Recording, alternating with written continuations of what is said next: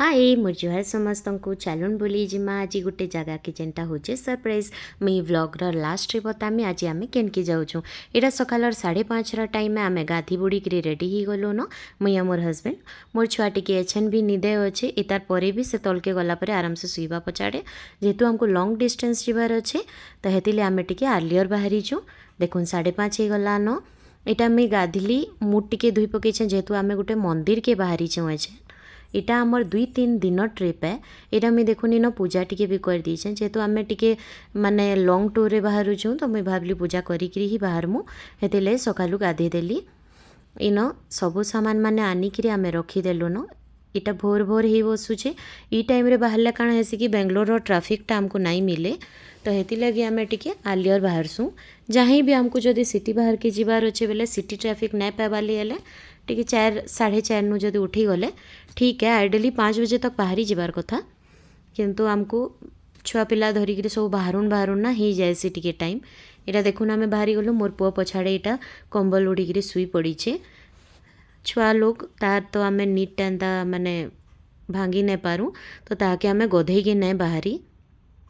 नहीं बाहर करी ताके आम सेन माने रास्तार कैंसी जगार देखिकी एंता जेन खाना आना खाएमु से जगार ताके टिके गधे दमु इन देखुन इटा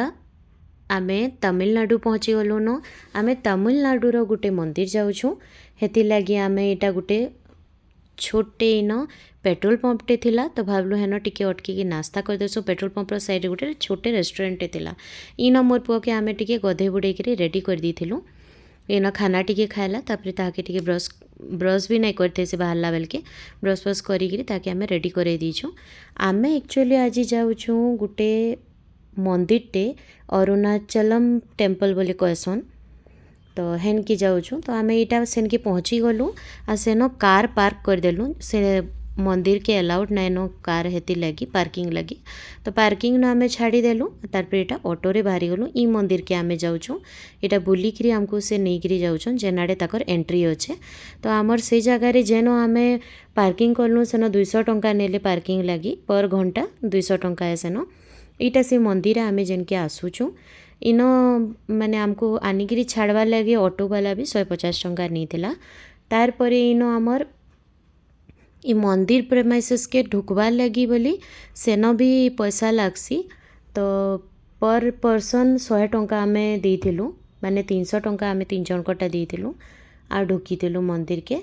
जदि आपण माने चाहेबे तो वीआईपी दर्शन तो सेटा 500 टंका लेखा जनका पड़वा इटा आम भीतर ढुकी गलु देखुन इन मंदिर इन फैन वैन भी लगेछन इटा आमर एक्चुअली मासे आग्रर ट्रिपटे यहाँ आम जुलाई टाइम रे जाइथिलु मासे 2 मास हो गलान ये ट्रिप के मैं ये ब्लॉगटा नहीं पकई थे इन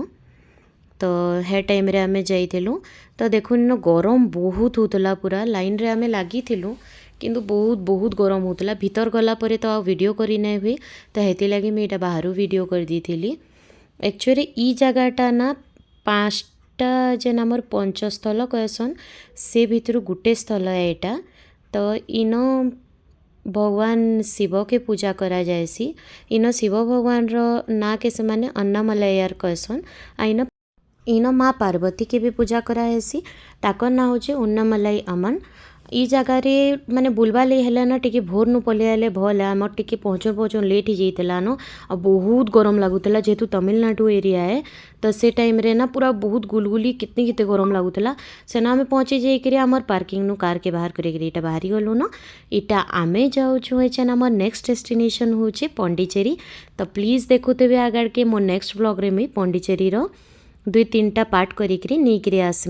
सो स्टे ट्यून।